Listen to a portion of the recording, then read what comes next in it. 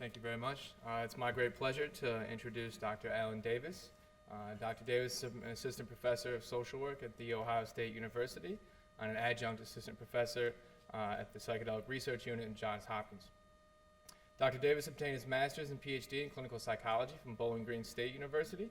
He completed postdoctoral fellowships in the departments of psychiatry here at the University of Michigan, as well as Johns Hopkins.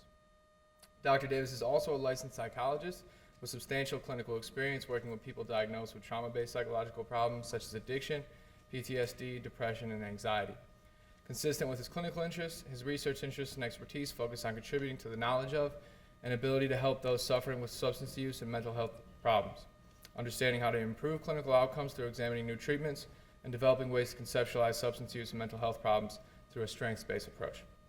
His psychedelic research focuses on clinical trials of psilocybin for people with depression and exploring psychological mechanisms by which psilocybin improves mental health and function.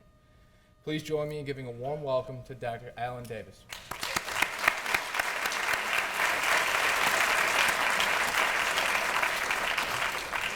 I'm going to pull this up for you.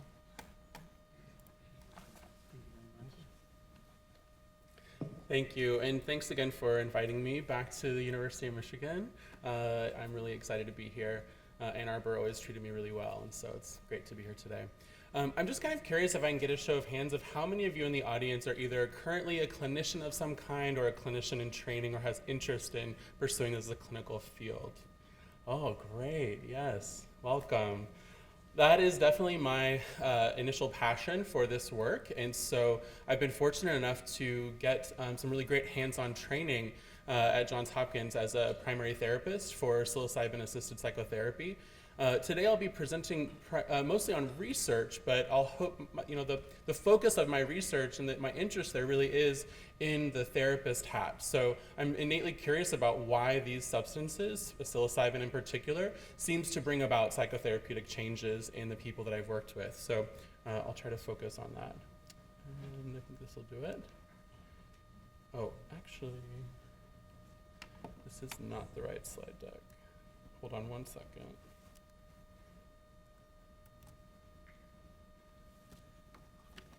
Pause just for a moment.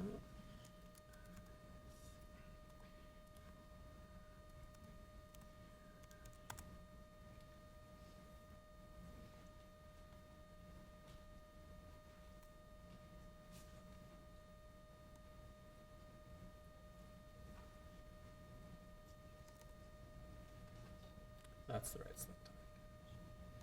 All right, thank you for the pause. And it's still not coming up. Is this computer connected to this?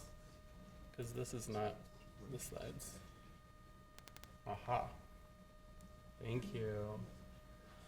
All right, so to get started, none of this work would be possible without a great team of people at Hopkins. Those are most of the results that I'll be sharing with today, and you can see the members of our team represented in that photo, including my mentor, Roland Griffiths, and Fred Barrett, who are co-investigators on, or Fred Barrett is a co-investigator on this, on our depression study.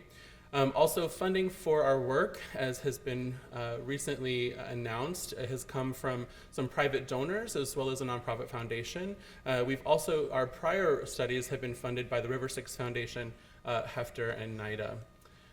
So my outline today is to discuss with you some of the quantum change effects that we're seeing with psilocybin-assisted therapy. And we've done some interesting analyses with our depression data, as well as several large-scale survey studies where we're getting a better sense of the types of experiences that people have with psychedelics in the natural environment. And so I'll discuss some of those as well.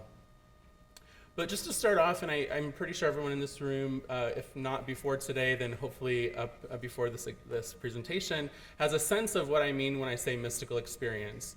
But if you don't, or you're curious about kind of the terminology that we think about this experience, it's listed on the screen. So a mystical experience that I'll be talking about today usually includes things like having a deeply felt spiritual or other type of for some people religious, for some people more of a universal experience of connection to something bigger than themselves, an innately sense of positive mood, transcendence of their usual sense of time and space, and a sense that it cannot be adequately described in words. Something that we've been getting interested in is also the importance of insight. Now, for those of you who are already clinicians of some kind, insight is a pretty widely disseminated term in psychotherapy, and we've talked a lot about this, I think, in the fields of psychology and social work and psychiatry. Surprisingly, though, there's not a whole lot of measures of acute instances of insight that someone might gain as part of a psychotherapeutic experience.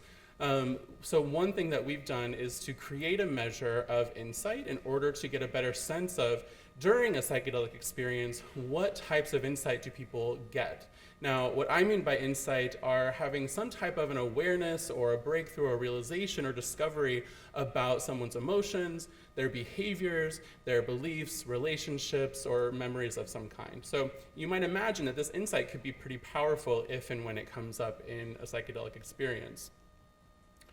But what happens when insight and mystical experiences co-occur? So one of the things that we hear from some of our participants is that they might be having a mystical experience at the same time as they're receiving information or some type of novel understanding of themselves in a way that enhances the importance of that experience. This is not necessarily a new term. Quantum change was, from what we can tell, coined by some pretty famous people in the substance use treatment world who developed motivational interviewing. Bill Miller, who wrote, interestingly, about how mystical and insight experiences or quantum change could actually help people with substance use problems. If they could have some kind of deeply felt transcendent experience that helped them change things in their life, that could be really important. And that could happen both psychotherapeutically, or it could happen spontaneously without an active intervention. So this might be something that some people might experience as like a rock bottom, for example. So to start off, I'm going to talk about our current depression trial.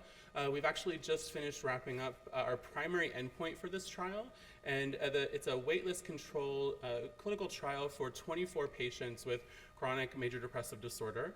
We're still collecting data for our long-term follow-up, so we're following people up to a year after the intervention.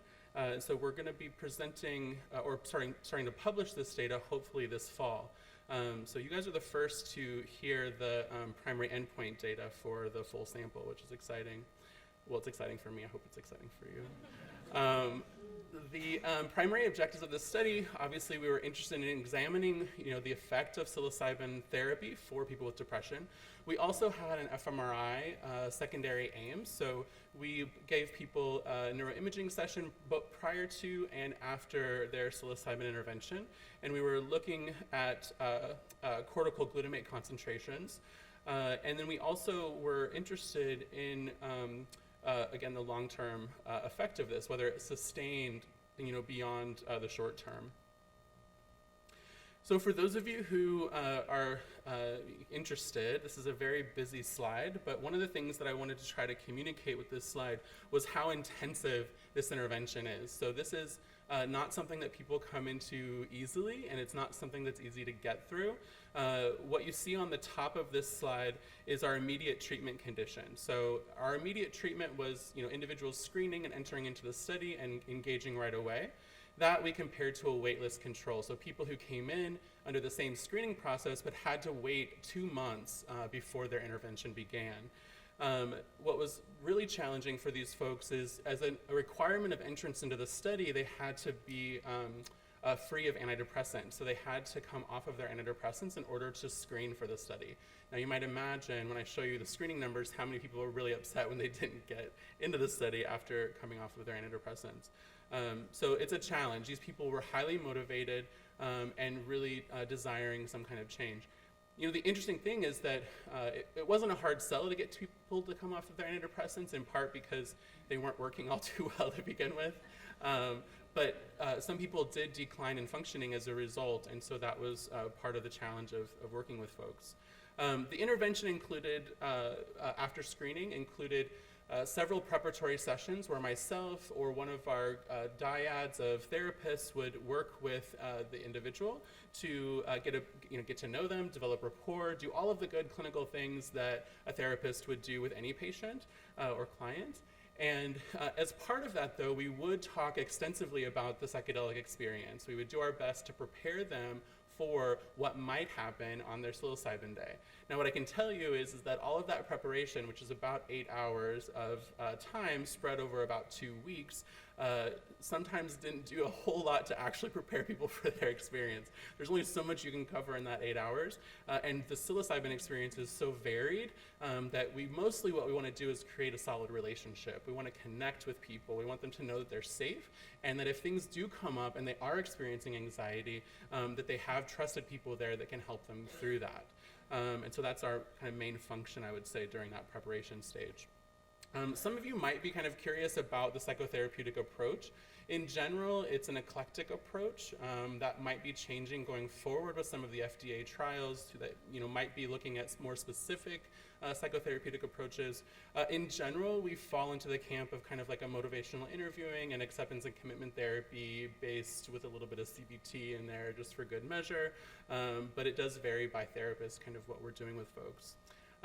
In this study, participants received 2 doses of psilocybin. They started off with what we consider a moderate dose, 20 milligrams per 70 kilogram, which is roughly equivalent to around 3 grams of dried mushrooms. And then the second session, they had the option to go up to a higher dose, and that was 30 milligrams per 70 kilogram. Nobody decided not to go up to the higher dose. With the exception of one participant who decided to not continue on with the study.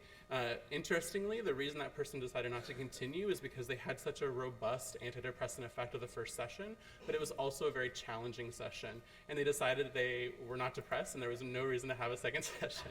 And so we kept following up with them, and their depression, we just saw them for a 6-month follow-up. Their depression is still completely remitted after that one session.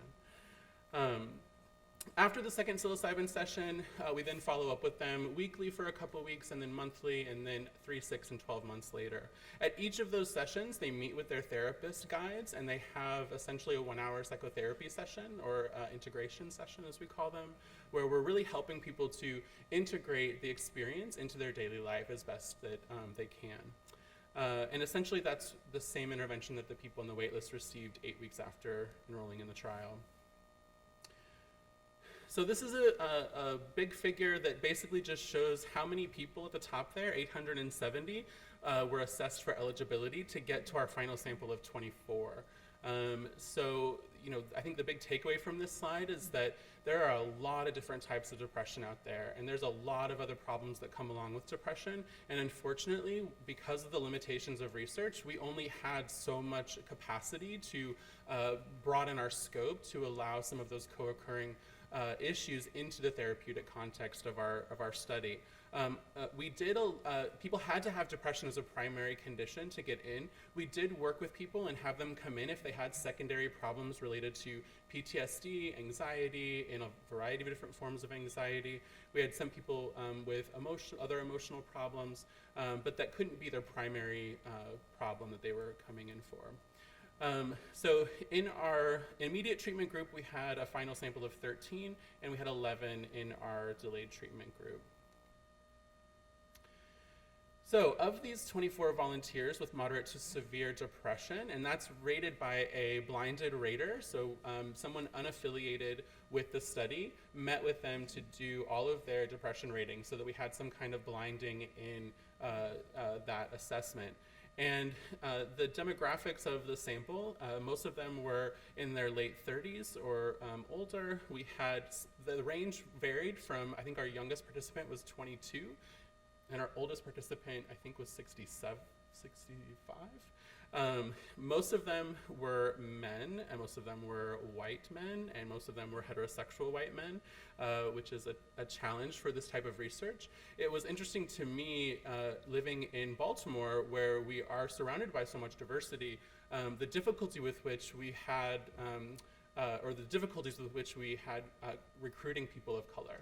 And in part, I think there's a lot of topic around that we could get into, but specifically around kind of institutional privilege, and the abuse of that privilege in the Baltimore area has some pretty strong historical roots. So we actually had better ability to recruit folks in some of our other studies when we've gone outside of the Baltimore area, which is really unfortunate. I think there's obviously more work that needs to be done there.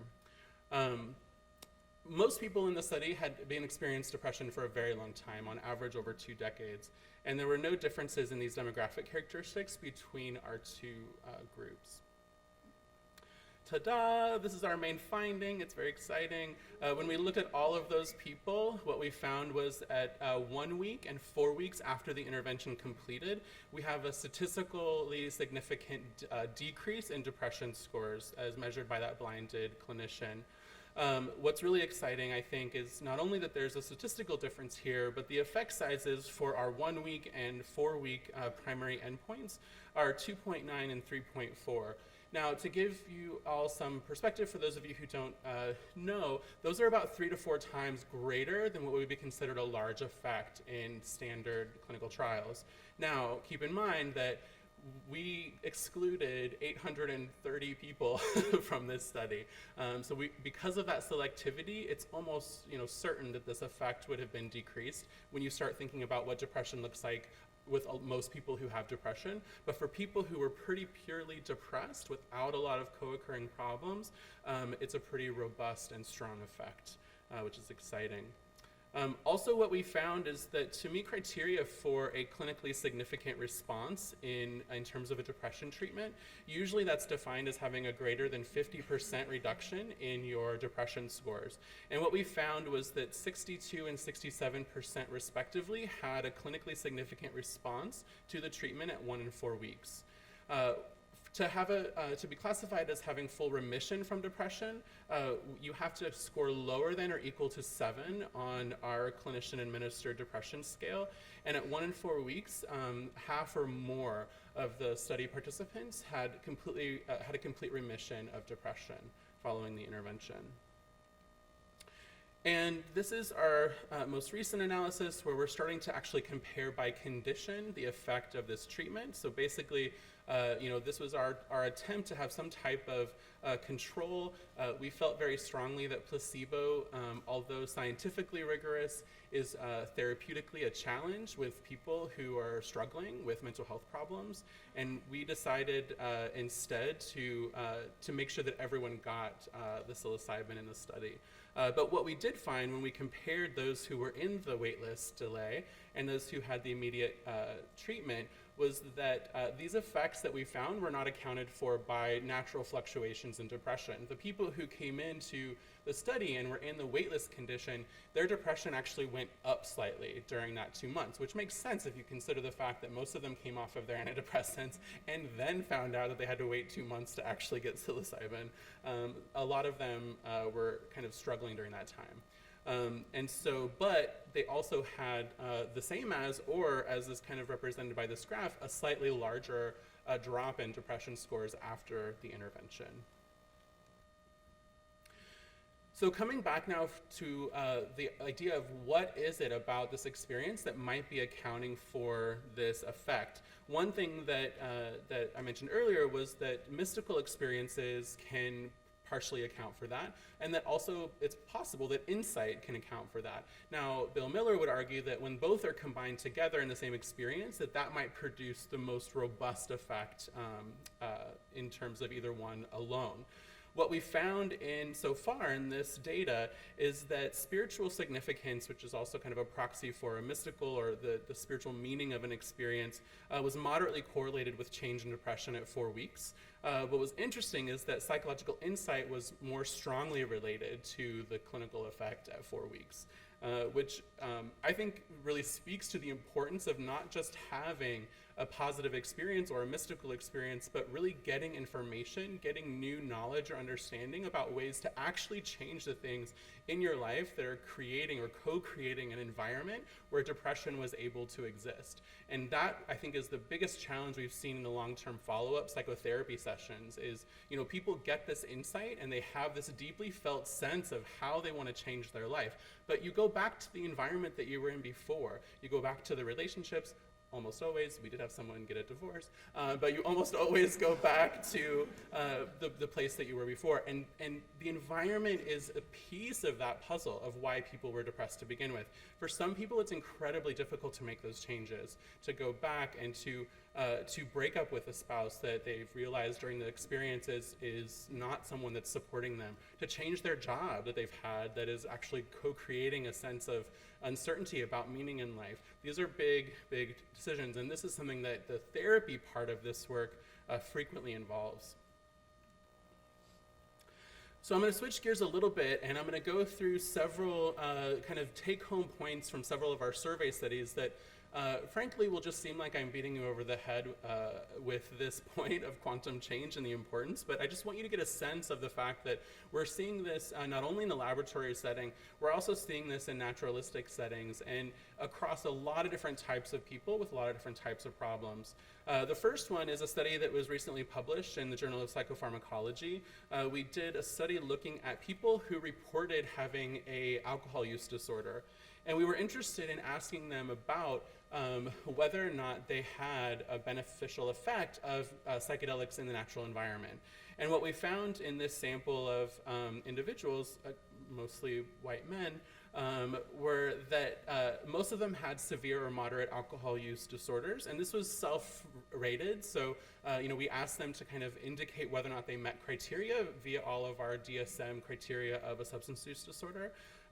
And so what's interesting here is that, one of the things we worried about was, are most people going to kind of under-report? If anything, given that 71% of the sample said they had a severe alcohol use disorder, it might have actually been that they over-reported. But nonetheless, we then asked them about several different factors related to their psychedelic experience that they had. So we asked them about things like insight, and we also asked them about mystical experiences and the other things you see on the screen.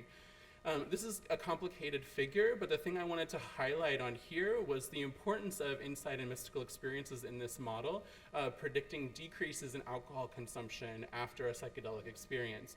Now, in this structural equation model, those acute experiences were actually mediated by the meaning that they made out of them, which I think is a really interesting role, that these acute experiences can happen, but there's work that still needs to be done. If you don't make meaning out of it, if it doesn't matter to you, or if you don't have the opportunity to make meaning out of it, then it's possible that they may not lead to such robust changes.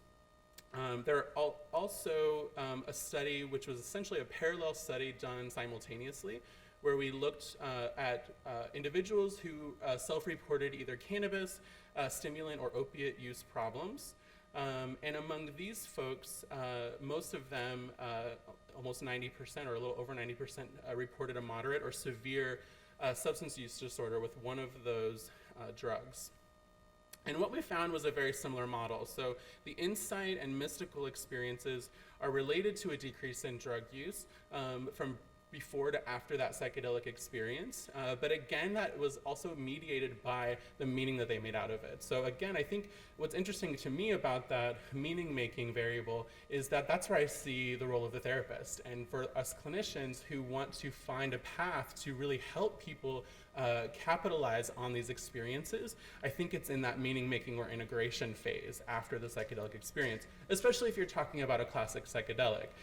Rick did a great job this morning of discussing that mystical experiences during MDMA don't necessarily contribute to the positive effects in their study. But with a classic psychedelic, you're talking about a different set of acute effects, which often include more profound experiences. Actually, that's not accurate.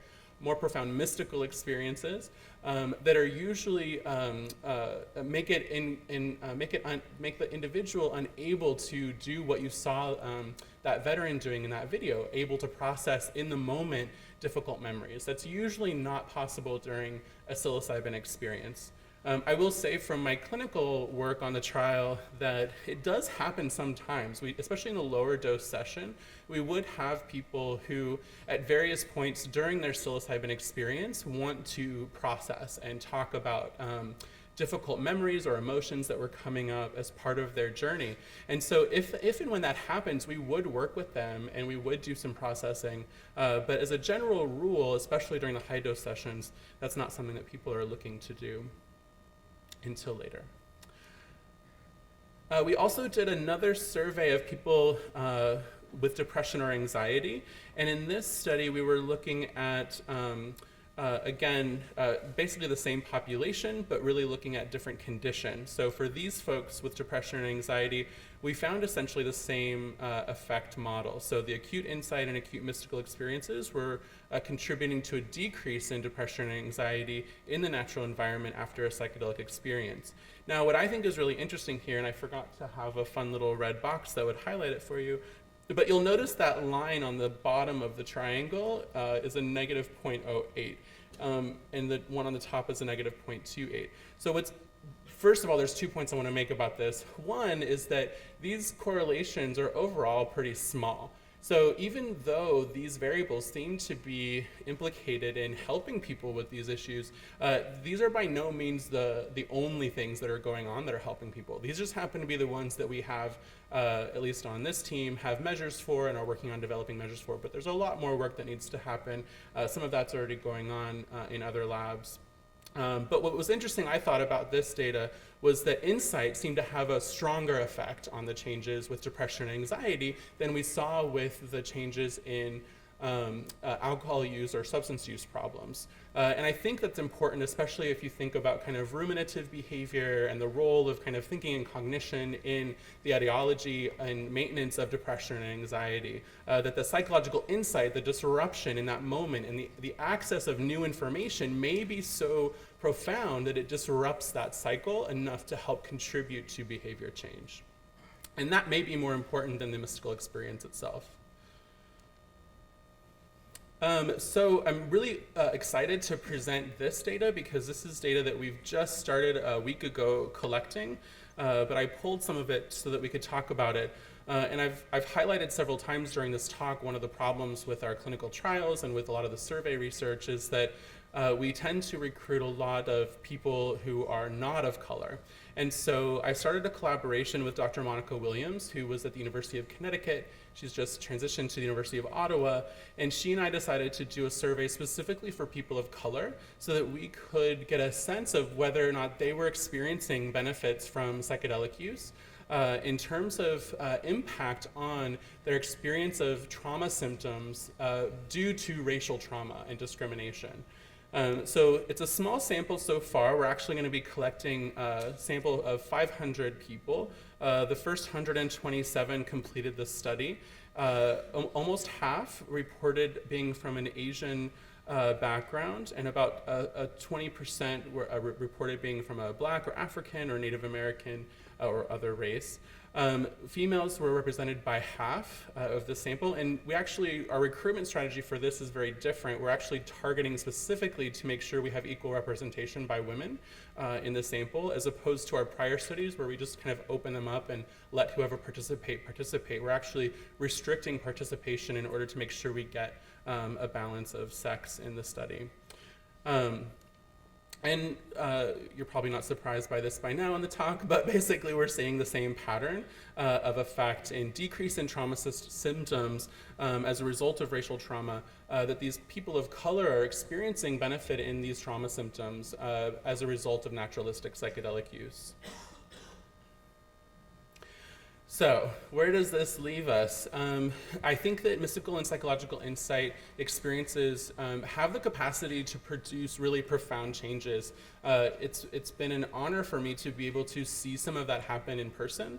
I think that these experiences and the other types of experiences that people have with psilocybin, as a clinician, it really opens up a ripe territory for helping people with the skills that you already have as a clinician to help them build a different type of life for themselves. And I can't emphasize that integration piece enough. There is absolutely skills that are crucial to making sure that these types of experiences achieve the ends that people are looking for. I also think that these findings start to point to a transdiagnostic mechanism of change. Our current pattern of thinking about mental illness is, through a lot of dichotomies and boxes and cutoffs, and that's been really helpful for the advancement of understanding these different conditions and the people who have them. But one thing that it doesn't do very well is help us understand what the common etiologies are and why do so many conditions of mental illness share common etiologies. And I think that the results that we're showing in our trials and the survey studies are starting to point to the fact that these experiences might be helpful for people who have any form of mental health issue. Now, does that mean all forms? I don't know, but we're certainly starting to expand our look into different populations because of this transdiagnostic hypothesis. So you may have heard that we're going to start looking at people who are diagnosed with Alzheimer's, people who've gone through treatment for Lyme disease, PTSD, opiate use disorder, and co-occurring conditions. We're going to have several trials looking at people who have co-occurring substance use and depression in order to start exploring this more deeply. One thing that comes up in every study that we've done is that these experiences are rated as one of the top 5 or single most spiritually significant, psychologically insightful experiences of people's entire life. And that's usually up there with things like birth of a child, death of a loved one. These are deeply felt, meaningful experiences that can stay with people for a long time. Interestingly enough, that also holds true for people who don't have a positive clinical response. I actually just met with one of our volunteers for a 6-month follow-up yesterday, and this person did not have an antidepressant response with the therapy, despite all of our best efforts and intentions, and has since gone back on antidepressants, and their depression has remitted after going back on the antidepressants. But curiously, this person still credits the psilocybin experience and the therapeutic container that was provided for that experience as transformational in their life. They're working on changing things in their life that they never considered changing before, including things related to their occupation, things in their relationships, prioritizing connection in their life in a new way. So even though this person did not have the response that we were looking for the treatment, they are having a really profound change in the way they engage with their life and their community. And I think that speaks to the importance of not just thinking about what are the clinical benefits of these substances, but how are they going to bring about a capacity to change the way we connect with people, the way we connect with our families, the way we connect with ourselves. And that may have a clinical benefit, and it may not matter whether it has a clinical benefit. That may have a societal benefit. Some of the things that I do want to highlight are some of the other things that may be interesting things that we want to look at. I know that Chris and some other folks at Imperial College are very interested in things like emotional breakthroughs and ego dissolution and sensed presences. And so I'm very curious to start looking at, how do all of these factors of an experience go together to perhaps produce change.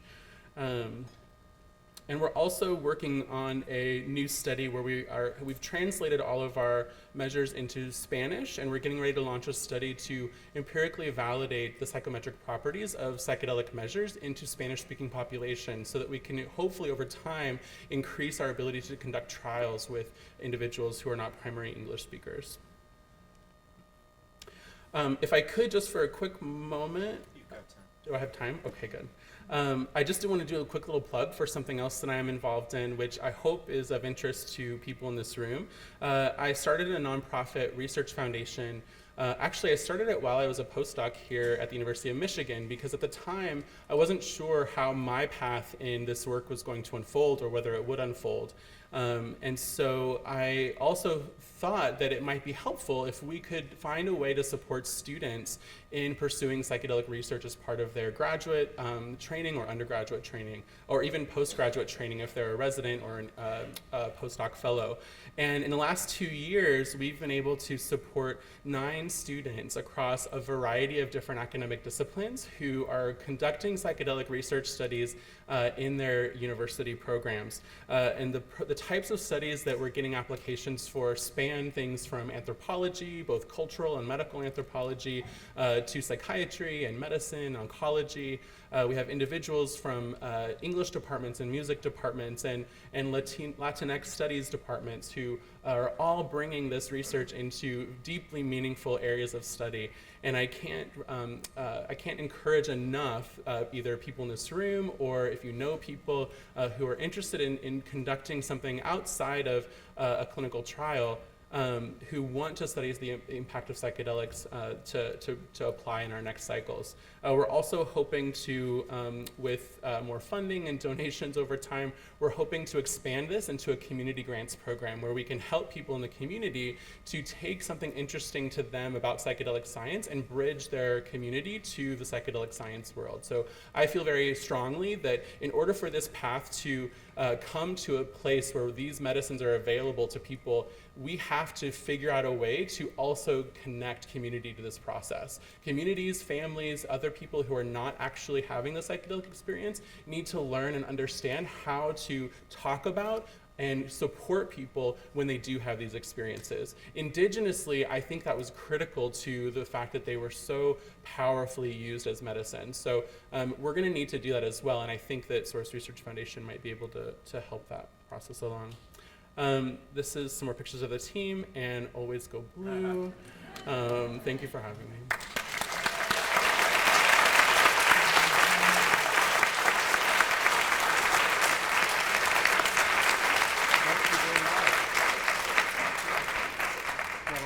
Questions. That's great. Please. Thank you so much, Dr. Davis. I'm just, in regard to the last comment that you made, I'm wondering if in your study or you have any plans of any sort of follow-up work, either support groups or other sorts of ways that people, a year out can continue to kind of reflect on or add to the experience that the psychedelic gave to them. So the easy answer is yes, but that's because I keep a running list of like 100 different things I want to do in my mind at any given time. I, for a long time, have really wanted to connect with people who are already doing that work. There's a lot of cities and places around the country and outside of the US that have started integration circles, community gatherings for people who have had these experiences and want to come together to talk about and support each other through those experiences. So one thing that I would love to investigate is what types of things are those groups doing well, what's helping, and is there a way that we could standardize our understanding from an empirical lens in order to disseminate those types of trainings to people who might be at a kind of a key stakeholder in different communities, whether that's a therapist or other peer support individuals. So I don't have any plans at this moment to do that, but if anyone else likes that idea and wants to pursue it, like go do it, and it's going to be needed, so hopefully someone will do it. Yeah. Chris? Thanks for a great talk, Alan. I have a question regarding the conceptual clarification regarding insight versus mystical experiences and meaning making after the experience. And can we maybe, because there's this noetic sense in the mystical type experience, which speaks very much about the idea of insight and meaning making at the same time. Would you say that maybe it'd be more accurate to think about as biographical sort of meaning making versus non-biographical, and that maybe have like some sort of dissociative component or something like that? Yeah, it's a great question, and I think that some of the other challenges that we have with the measurement is that frequently our measure of mystical experience and insight experience is pretty highly correlated. It's always at least moderately associated, and in some of the projects it's very highly associated. So what does that mean? I don't think it's a complete overlap. So I don't think that the type of insight one gets as part of a mystical experience, if we can think about a mystical experience as a discrete event, I think there's much more nuance in terms of the onset and fluctuation of those experiences. And there might be times where the onset and the fluctuation co-occur at different points in the psychedelic journey. Now, I think we need to do a lot more research to understand what the effect of that is. Actually, something that you're doing with the microphenomenology, I think, could actually start to tease that apart a little bit, to get a better sense of when did this discrete event occur, as opposed to right now where we're just asking people, across your whole session, did you have these experiences? So I don't know if that answered your question, but yeah, more work to be done. Thanks. talk. It was wonderful. So as a clinician who's doing work with ketamine on a regular basis, the best part is the integration and then making life changes.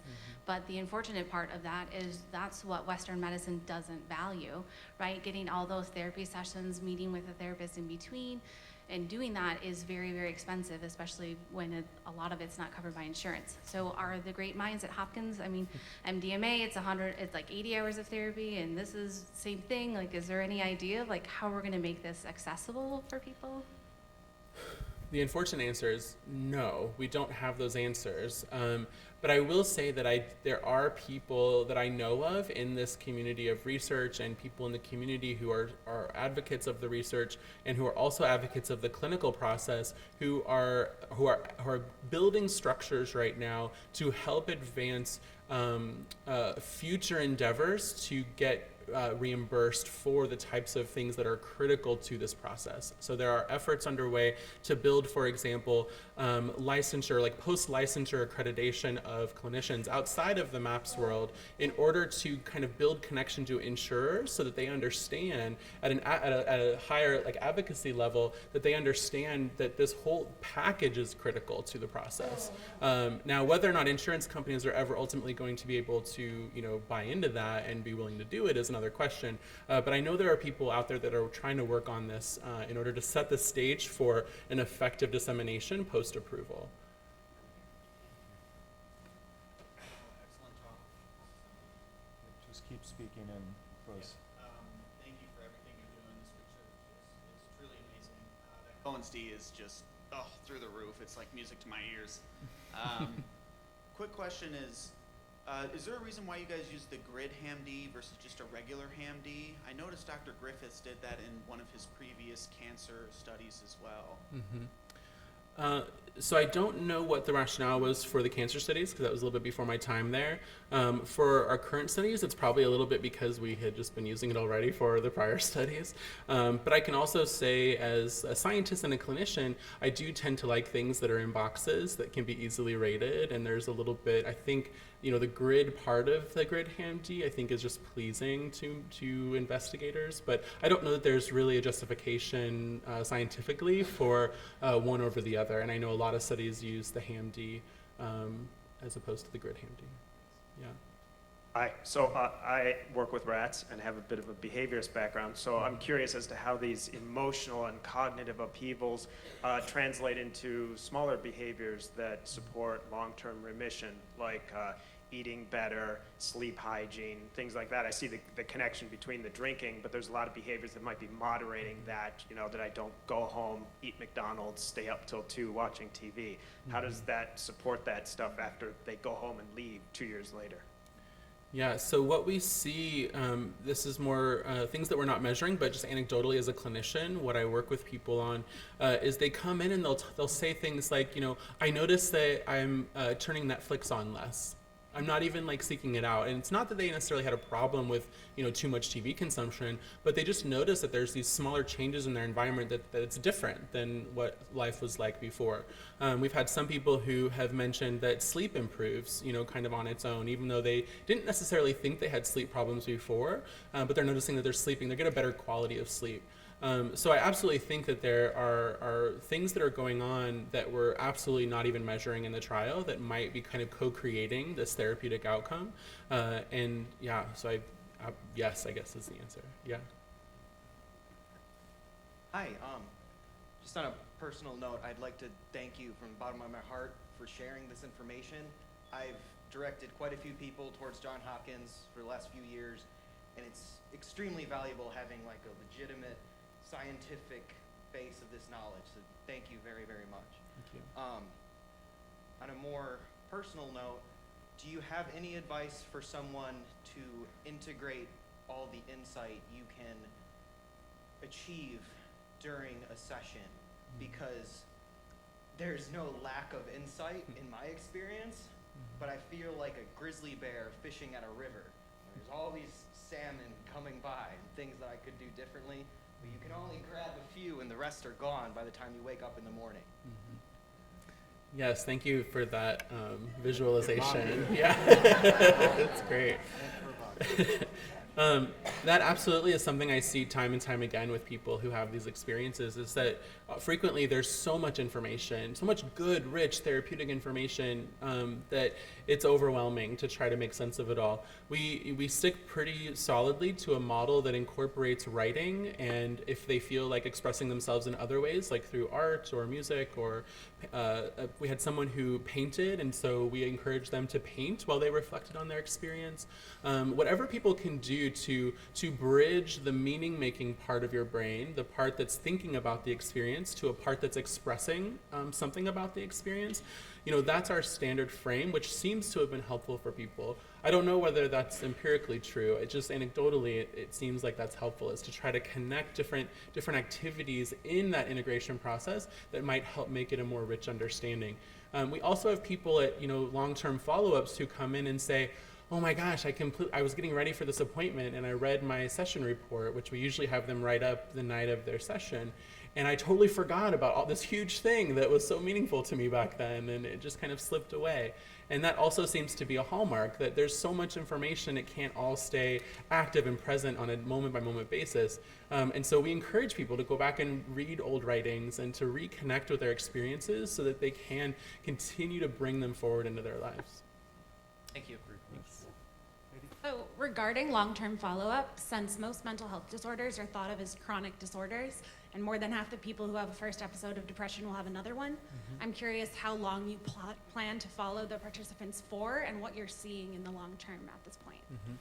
So for the depression trial, we're following them at 12 months, at 3, 6, and 12 months. So it's only a year out of their intervention.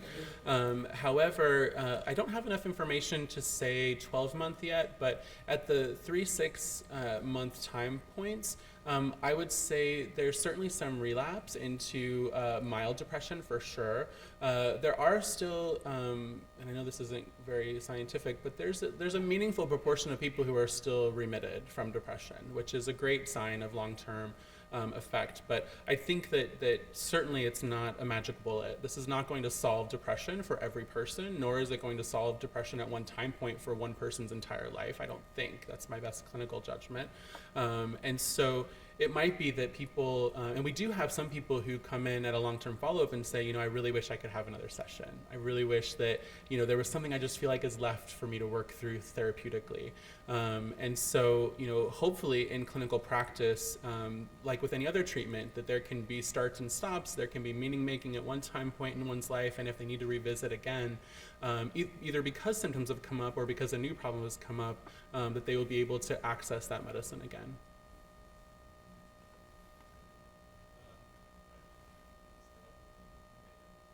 I had one more question related to integration, and I apologize if this has been addressed elsewhere in the research, but I wanted to ask here. Have you seen any kind of relationship between overall clinical outcomes or degree of improvement and level of education?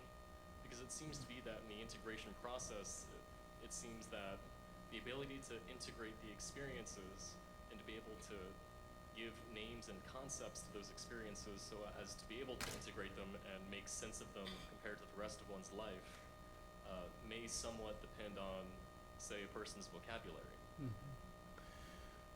So one of the challenges with answering that question is that unfortunately we overall tend to recruit pretty highly educated individuals, which makes sense given the time commitment. You'll remember that figure that I showed, all the hours that they're having to come into the clinic, the flexibility that one has to have to afford that kind of time and space in their life. And we obviously aren't, unfortunately not paying for things like childcare and things that might get in the way of people coming in. So unfortunately that means that we end up having pretty highly educated people in our samples. So it's possible that that factor alone could contribute to their ability, to their cognitive ability to kind of work with and integrate this information going forward in their lives. That said, there's also a lot of other ways in which education is measured. If we look to other cultures around the world, there's a lot of varieties of ways that people engage in meaningful roles in their communities that don't necessarily meet kind of the Western standard of maybe high-level education. And yet we still see positive effects. People are using this medicine in a way that's building long-term changes in their life. So I don't know what the answer is there, but I do think that the lower the education, the lower the perhaps the socioeconomic status, the more challenges that brings, I think, in terms of being able to afford and access and then work with the long-term things that need to be worked with to make the most out of these treatments. So we're definitely going to need to consider that and make changes in the future to how we deliver this treatment in order to help people with that access barrier. So looks like we have 5 people up at the mic. We'll work through these questions, and if you could make them very focused, that would be great. Thanks again for your sharing your work on such an important and pervasive topic.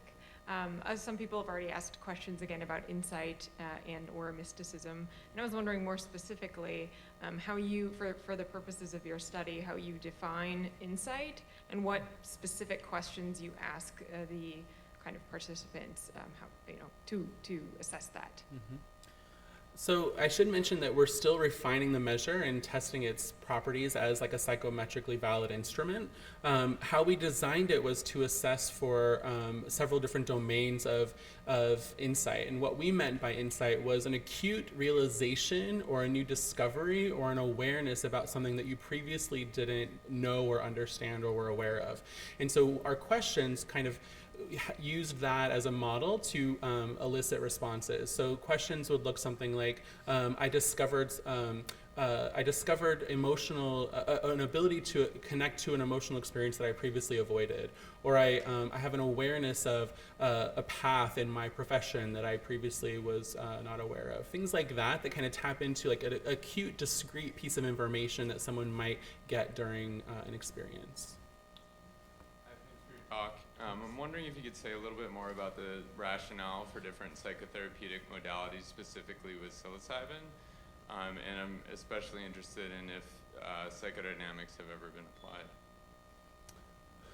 So, great question. I'm going to try to not be biased by my own psychotherapeutic frame in that response, because I was trained, like most of us, in a certain way by my supervisors, and so I kind of think about clinical things from a very kind of specific lens. I have a lot of friends who think divergently about this topic, and we've all kind of had very heated discussions about whether psychodynamic process is kind of the best use of this therapeutic space or whether a behavioral therapy. I think that the answer is probably both and. A lot of the research that looks into the efficacy of psychotherapies, largely concludes that it doesn't matter so much what the psychotherapy is. What matters is that there's an alignment between the person receiving the therapy and the person providing the therapy. And the degree to which that connection is strong and that rapport holds is more likely to produce a positive outcome. So I don't know what the truth is. I know there are some staunch supporters that say psychodynamic process should be a part of every psychedelic therapy session. I don't use that, so I don't know if that's true. I am just more of a behavioral and cognitive therapist, and I see that work too. So I think it's both and. Yeah. And more. There's probably more. Yeah. I was wondering, how does psychedelics affect people with traumatic brain injuries? Oh, it's a great question. I don't know the answer yet. I actually am collaborating on a study right now where we're working with people, military veterans who go abroad to have psychedelic experiences, in part because they have traumatic brain injury and trauma, of course, that contributed to the obviously traumatic brain injury. There seems to be some initial evidence that supports kind of anti-inflammatory processes that psychedelics confer. And it might be that some of the anti-inflammatory processes that are occurring could be helpful for people who have traumatic brain injuries. I think there's a lot more science that needs to be done before we know that to be true, but there does seem to be some possibility there. Yeah, thank you. Great question. Hi, this is sort of a follow-up to the comment about psychedelic integration work, and I want to make the comment, I want to thank everyone for their presentations and their participation today, because this has been incredible, but most of us are here, right, living in this community, and I want to make it clear that there is a lot of work being done in this community. There's plenty of integration circles in different cities around this area that are happening, and people doing work here. And I just think that's really important for people to note, to be aware of, and to look out for those things happening in this community right here. Thank you. And I would just add to that, that for those of you who aren't in this community, if you're from somewhere else or if you have friends elsewhere that are interested in this topic, there are people who are helping to build these communities in other places, and people who kind of operate, some from a clinical approach, some from a peer support approach, but definitely, consider sharing that information with people so they know they can build these in their home communities. Yes, I would just like to ask, I guess, in summary, what makes a psychedelic drug compelling to study for therapeutic research? But more than that, I mean, we've just heard from our previous presenters that we're still really in the infancy of discovering what, at least pharmacologically, like what makes a psychedelic substance give it specific experience. And so when I look at mushrooms, as opposed to other psychedelics or psilocybin or psilocin, I see that it has much less structure than a lot of those other drugs, like say DMT or ayahuasca, or even MDMA, when used in, at least in therapeutics.